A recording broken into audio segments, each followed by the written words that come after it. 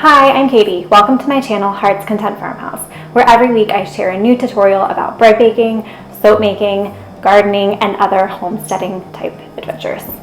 This week, what I am sharing with you is a great recipe for sourdough chocolate cake. This is a wonderful way to use up that discarded sourdough starter. As you know, if you're a sourdough baker, every time you feed your sourdough starter, you have to discard it, and it can feel really, really wasteful to do that. So every sourdough baker loves to have a collection of recipes that they use for their sourdough discard, and this chocolate cake is one of the best. This is a really simple, everyday, easy to make cake. The batter mixes up in just one bowl. You will need another bowl for the icing. But other than that, there's not a lot of dishes. You don't have to take out the stand mixer, and it just comes together really fast. So this can do either a 9x13 cake, which is what I'm going to make now, or you can also use the exact same recipe for two round or square cakes that are 8x8 or 9x9, whichever you prefer is fine. I do 9x13 so I can just serve it right out of the pan and not make it a big production. We're just using everyday pantry ingredients for this. So it's 2 cups of regular flour, 1 1/4 cups of regular sugar, 3/4 of a cup of cocoa powder. I don't use anything fancy. I just use the store brand cocoa that looks just like Hershey's but is cheaper. 1 teaspoon of baking powder, 1/2 teaspoon of baking soda, 1/2 teaspoon of salt, 3/4 of a cup of vegetable oil, 2 eggs, a teaspoon of vanilla, 3/4 of a cup of that discard sourdough starter. So that's sourdough starter in its unfed state, not bubbly, just kind of looking sad and lonely and needing to be fed. 1/4 cup of sour cream, and then finally a cup of boiling water, which we're going to add in at the very end.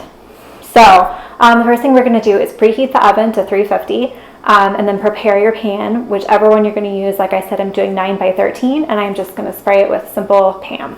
And then, as promised, this is only 1 bowl. You want to start by just combining your dry ingredients in that big mixing bowl. So that's your flour, salt, baking powder, sugar, cocoa, and baking soda. Just mix those up until they're combined. And then to that, you add all your wet ingredients. The sour cream, the sourdough starter, the eggs, the vanilla, everything except for the boiling water is in the bowl at this point. And you'll notice that this is a really, really thick and lumpy batter.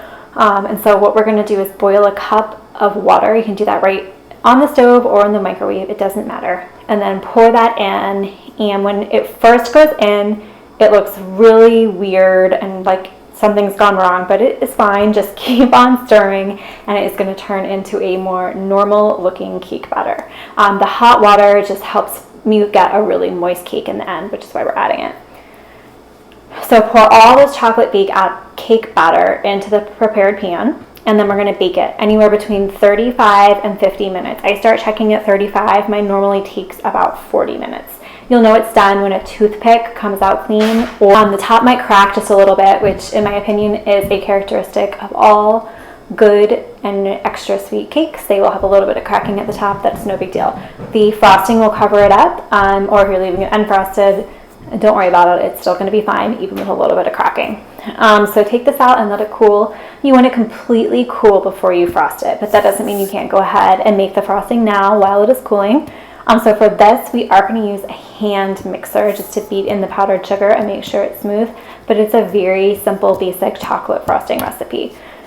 We're going to start with melted butter and then add in the cocoa. So that is just going to give us a really dark, pretty combination of those two. And then we're going to use the mixer to beat in the powdered sugar and the milk, alternating between the two. So a little powdered sugar, a little milk, and then just keep going. You can customize this if you want. You can add a little vanilla. If you want it thicker, you can put in a little less milk. It's totally up to you. Any way you want to do this frosting is going to be fine. And so then once the cake is cool, just put the frosting right on top, and you can serve it. So this is a really simple, really easy, sort of an everyday cake recipe, and a great way to use up your discarded sourdough starter. Now, if you don't have 3/4 of a cup of starter, if you keep a smaller starter, you can do just 1/4 of a cup and increase your sour cream to 3/4 of a cup. The sour cream and the starter as long as they add up to 1 cup, you're going to be fine. What I will do is put this full recipe written out in the description box, and I will also link to you the blog post about it where you can print out the recipe if you prefer to have a paper copy. Either one of those, whichever one is better for you. They'll both be there, and I hope you like the recipe. Let me know if you make it, and thanks for watching. Bye.